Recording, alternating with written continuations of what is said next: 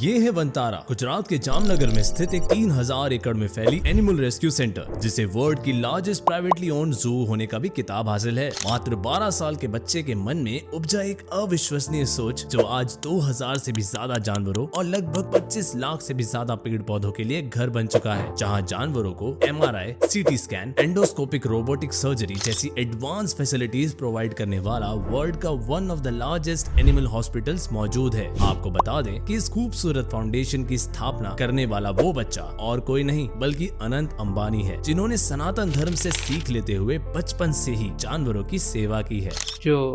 हिंदू धर्म में यही किया जाता है कि हर एक भगवान का सबसे प्रिय जानवर होता है,